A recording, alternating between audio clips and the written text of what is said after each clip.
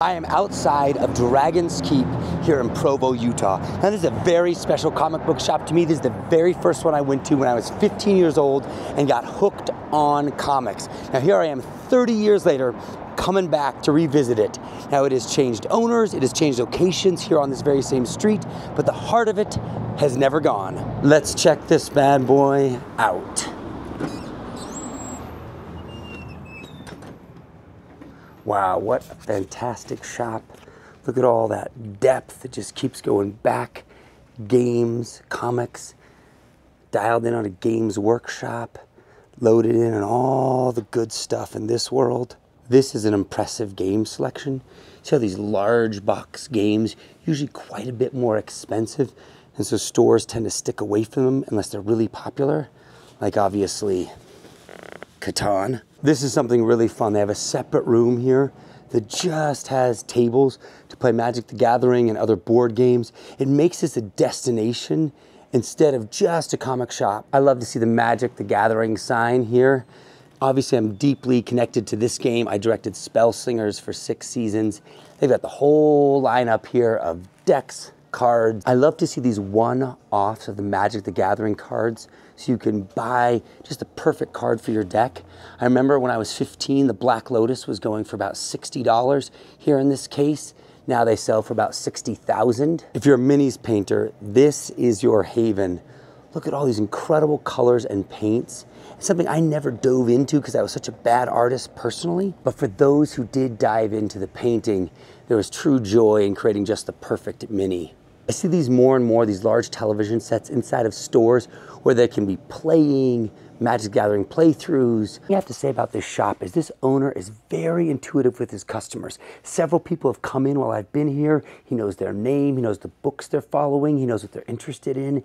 It's that kind of attention to customer detail that really lasts. And I know it's what I felt when I was young, that the owner there was thinking about what you want to read. Here in the second half of the store are all the comics.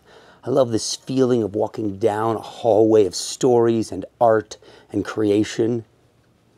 Now this is something they don't do enough of. See this display rack that's just Boom books facing out? I think it's a nice way to really get people introduced to comics. The books on display like this always give a little insight into the owner and what they think is cool. Look at this incredible old school Frankenstein book.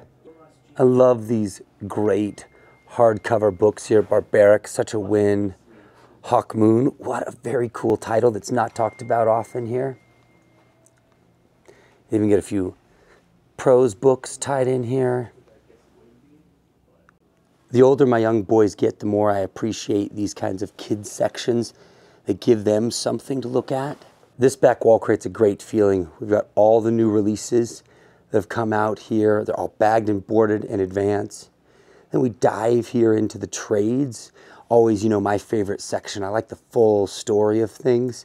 Good selection of big 2 and indie books here. Of course, they got just a TMNT rack because it's the coolest. This is where they have the new releases of the trades. Ooh, Tear Us Apart, gonna be getting that one. And this back wall here is everything that's come out recently, not the pick of the week, but just before that. It's a nice way to see faces of the books instead of be stuck scrolling through bins. I'm gonna grab Cannibal here. Jennifer Young and Matthias Bagara, who did Coda. I love his lines. It's a crazy Western story. I had to dive in and explore this world. Now, this is a world I don't usually explore. This is The Walking Dead. This is an offshoot story called Clementine. Very different style of art that explores this group of teenagers trying to get into this walker-free world.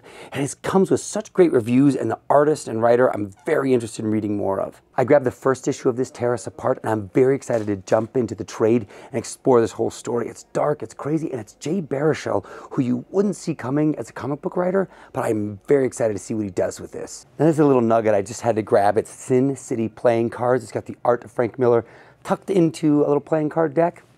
Gotta grab that.